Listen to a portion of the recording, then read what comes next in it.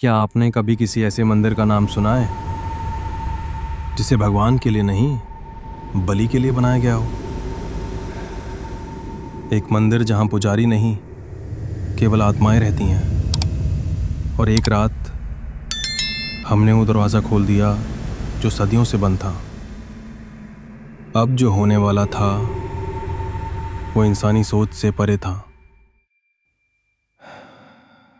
मेरा नाम करण है और ये कहानी मेरी ज़िंदगी की सबसे बड़ी भूल है। ये सब शुरू हुआ एक डॉक्यूमेंट्री बनाने के चक्कर में।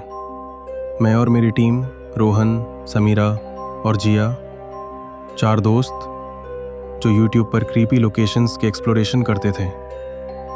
एक दिन हमें एक अनजान ईमेल आया।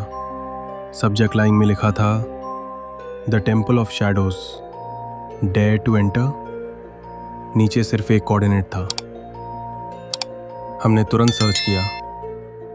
ये जगह थी देवकाल टेम्पल, तमिलनाडु के घने जंगलों में। इंटरनेट पर इसका कोई जिक्र नहीं था, सिर्फ एक ब्लडी सी फोटो जिसमें मंदिर का दरवाज़ा बंद था और ऊपर लिखा था, do not open after sunset. हमने वही किया जो हम हमेशा करते थे, चैलेंज एक्सेप्ट। हमारी यात्रा शुरू हुई। हम चेन्नई पहुंचे और वहां से एक लोकल गाइड लिया। नाम था भास्कर। वो हमें देखकर कुछ नर्वस हो गया। बोला, सर, आप लोग उस जंगल की तरफ क्यों जा रहे हैं? हमने हंसते हुए कहा, वहां एक बंद मंदिर है, बस कुछ शॉट्स लेने हैं। उसकी आंखें बड़ी हो गईं। वो मंदिर नहीं है साहब, वो शमशान है। और वहां जो बंद है वो भगवान नहीं। हमने सोचा लोकल डराने के लिए ऐसे ही बोलते हैं, पर उसने साथ चलने से मना कर दिया। हमने उसे कुछ एक्स्ट्रा पैसे ऑफर किए और वो मान गया, लेकिन शर्त के साथ। मैं सनसेट के पहले वापस आ जाऊंगा। अगर आप अंदर रह गए तो मैं कुछ नहीं जानता। देवकाल टेम्पल तक पहुंचने का रास्ता बहुत मुश्किल था। जंगल घना था, रास्ते पे कीड़े, नागिने और अजीब सी चुप्पी। हमने दोपहर 3 बजे मंदिर देखा। एक पत्थरों से बना ढांचा जिस पर कोई मूर्ति नहीं थी। मंदिर के सामने एक भारी लोहे का दरवाजा था और उस पर जंजीरें लगी थी। जिया ने फौरन कैमरा सेट किया। समीरा बूम माइक लेकर पीछे थी। रोहन ड्रोन उड़ाने लगा। मैं धीरे धीरे उस दरवाजे की ओर बढ़ा और तभी एक पुराना पुजारी दौड़ता हुआ आया। आधे कपड़े फटे हुए, बाल बिखरे, आंखें लाल। वो चिल्लाया, मत खोलो, उस दरवाजे के पीछे मृत्यु की देवी बंद है। हम सब चौंक गए। मैंने कहा, बाबा, हमें सिर्फ शूट करना है, खोलेंगे नहीं। लेकिन वो जोर से चिल्लाया, एक बार दरवाजा खुला तो बंद करने वाला नहीं बचेगा। हम सब कुछ देर रुके, लेकिन फिर जब पुजारी खुद जंगल की ओर भाग गया, हमने सोचा ये सिर्फ विलेज सुपरस्टिशन है। शाम के 6 बजे थे। हमने शॉट्स लेना शुरू किया, लेकिन कैमरे में अजीब इंटरफेरेंस आने लगा। स्क्रीन ग्लिच, आवाजें कटने लगी और बैकग्राउंड में किसी औरत की चीख सुनाई दी। रोहन ने कहा, भाई तू मजाक कर रहा है ना? एडिट में डाला है? मैंने सिर हिलाया। एडिट? अभी तो रॉ फाइल चल रही है। तभी जिया ने देखा, मंदिर का दरवाजा थोड़ा सा खुला हुआ था। हमने देखा नहीं था कि कब जंजीरें खुद ब खुद टूट चुकी थी और मंदिर से एक ठंडी हवा का झोंका निकला, साथ ही एक साया। हम सब जड़ हो गए थे। मंदिर का दरवाजा जो सदियों से बंद था, अब खुल चुका था। उसके अंदर से एक अजीब सी महक आ रही थी। ना वो धूप थी, ना अगरबत्ती। वो थी जली हुई चमड़ी की गंध। हम सब ने एक दूसरे की तरफ देखा। डर तो था, लेकिन क्यूरियोसिटी ज्यादा थी। मैंने फ्लैशलाइट निकाली और मंदिर के अंदर कदम रखा। अंदर चारों तरफ काले पत्थरों पे लाल रंग की लकीरें बनी थी, जैसे किसी ने खून से आकृतियां बनाई हों। बीचों बीच एक मूर्ति थी, काली, 4 भुजाओं वाली, आंखों से खून टपकता हुआ सा नजर आ रहा था। लेकिन सबसे डरावनी चीज थी, उसके पैरों के नीचे इंसानी हड्डियां पड़ी थीं। जिया ने धीरे से कहा, ये कोई देवी नहीं लगती। तभी समीरा ने कैमरा घुमाया और कहा, कुछ भी हो, ये वायरल जाएगा। तभी मूर्ति के पास रखा दीपक अपने आप चल गया, बिना किसी हवा या स्पर्श के। हमारे रोंगटे खड़े हो गए। रोहन पीछे हटा और चिल्लाया, भाई, दरवाजा वापस बंद हो गया है। हम सब भागे, लेकिन दरवाजा वाकई बंद हो चुका था। ना कोई पकड़ने का हैंडल, ना बाहर जाने का रास्ता। और तभी मूर्ति से एक तेज आवाज आई, मानो कोई किसी और भाषा में कुछ बड़बड़ा रहा हो। सूरना ब्रूता नालक दानम।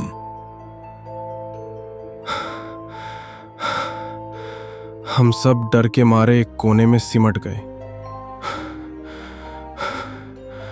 तभी जमीन पर एक आकृति चमकने लगी, 4 हिस्सों में बटा हुआ चक्र। हर चक्र में एक नाम उभरता गया, करण, रूहान, समीरा, जिया, हम सब के नाम। जैसे कोई शक्ति पहले से जानती थी कि हम आने वाले हैं। और फिर अचानक रोहन जमीन पे गिर पड़ा। उसका शरीर कांप रहा था, मुंह से झाग निकल रही थी और उसकी आंखें उलट चुकी थीं। हम सब थर थर कांप रहे थे। लोहन की लाश अब भी मंदिर के कोने में पड़ी थी और वो खून से लथपथ मूर्ति अब हमें घूर रही थी। हमने तय किया, हमें बाहर निकलना है, चाहे जो हो। मैंने और समीरा ने दरवाजा धक्का देने की कोशिश की, लेकिन वो तो जैसे चट्टान बन गया था। किसी भी तरफ से कोई हलचल नहीं। तभी जिया पीछे से बोली, दीवार के पीछे कुछ है, एक सुरंग। हम सब भागते हुए उसके पास गए। वहां एक टूटी दीवार के पीछे संकरी सी गुफा थी, बहुत अंधेरा, सीलन भरी और सांपों जैसी सरसराहट। हमारे पास कोई और विकल्प नहीं था। हमने मोबाइल की टॉर्च ऑन की और घुटनों के बल उस गुफा में घुस गए। कुछ मीटर जाने के बाद एक और कमरा आया, जिसमें एक अजीब सी लोहे की थाली रखी थी, जिसमें लिखा था, दूसरे बलिदान की थाली तैयार है। हम सब पीछे हट गए, लेकिन तभी जिया जोर से चीखी, मेरी पीठ पर कुछ चल रहा है। उसकी कमीज फटी हुई थी और उसकी पीठ पर जले के निशान उभर रहे थे, जैसे किसी ने गरम छड़ से नाम लिखा हो। और लिखा गया था JIYA, जिया। समीरा रो पड़ी, प्लीज जिया को कुछ मत होने देना, भगवान प्लीज। लेकिन यहां भगवान नहीं थे, यहां सिर्फ वो थी। मंदिर की जमीन कांपने लगी और फिर सुरंग का दरवाजा अपने आप बंद हो गया। अब हम 3 थे और बलिदान नंबर 2 तय हो चुका था। जिया अब धीरे धीरे बेहोश हो रही थी। उसकी आंखें लाल हो चुकी थीं और उसका शरीर अकड़ गया था। तभी उसकी आवाज बदली। उसके गले से एक धीमी तांत्रिक सी आवाज निकली, मुझे मुक्त करो आखिरी बलिदान तक। हम समझ चुके थे, जिया अब हमारे साथ नहीं है, वो किसी और के वश में है। तभी उसकी पीठ से खून निकलने लगा और वो खून मंदिर की जमीन पर जाकर एक आकृति बनाने लगा। एक और नाम उभरा, समीरा। अबली बारी समीरा की थी। मैंने उसका हाथ पकड़ा। हम भाग सकते हैं अभी भी, लेकिन तब तक बहुत देर हो चुकी थी। मंदिर के अंदर की हवा अब और भारी हो गई थी। जिया अब हिल नहीं रही थी। उसकी आंखें एक बिंदु पर टिक चुकी थी और उसका शरीर ठंडा पड़ चुका था। मैं और समीरा अब अकेले रह गए थे। दीवारों से एक धीमी सी फुसफुसाहट आ रही थी। एक और, एक और, एक और। हमने सुरंग से वापस मंदिर के मुख्य हिस्से में लौटने का निर्णय लिया। कम से कम वहां ज्यादा जगह थी, या शायद यही हमारी सबसे बड़ी गलती थी। वापस मंदिर में लौटते हुए मूर्ति अब पूरी तरह लाल हो चुकी थी और उसके दोनों हाथ ऊपर उठ चुके थे, मानो वो कुछ मांग रही हो। समीरा ने चिल्लाकर कहा, ये सब हमारे नाम पे हो रहा है करण। तुझे लगता है ये कोइंसिडेंस है? मैंने जवाब देने की कोशिश की, लेकिन तभी मंदिर के चारों कोनों में आग लग गई।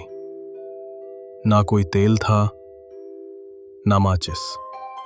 फिर भी 4 धुएं उठने लगे और हर धुएं में एक चेहरा था।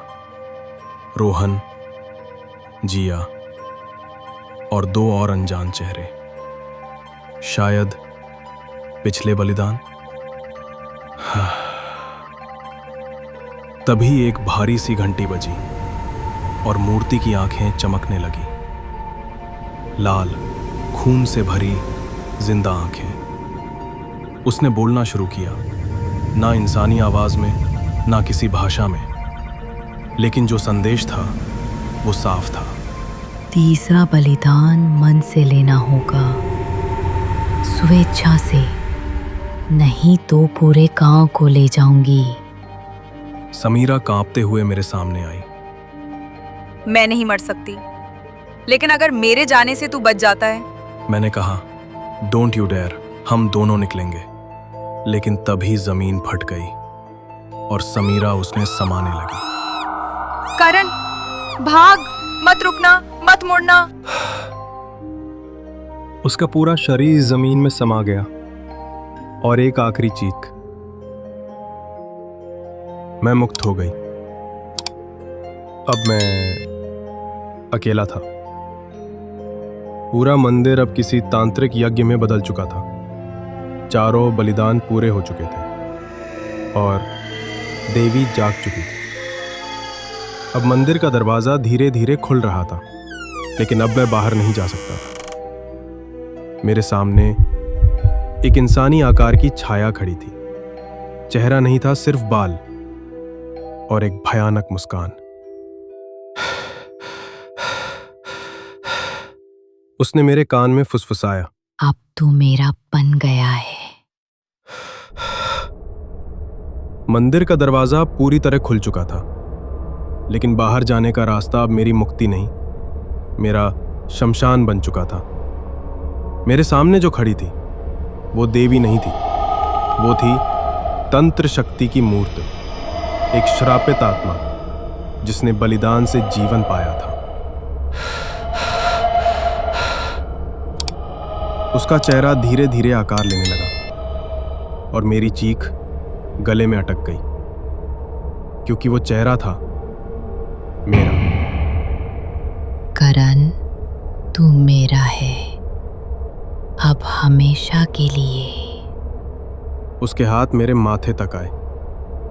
सिर के बीचों बीच उसने कुछ फूंका और मेरी आंखों के आगे अंधेरा छा गया।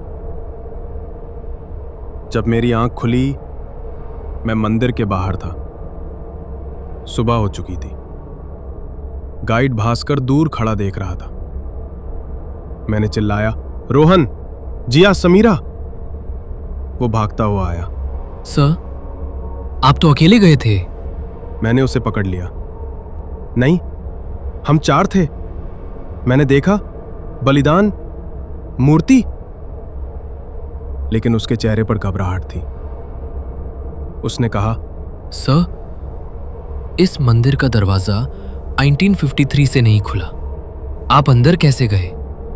मैंने पीछे मुड़कर देखा। दरवाजा बंद था। जंजीरें पहले से भी ज्यादा मजबूत। जैसे कुछ कभी खुला ही नहीं था।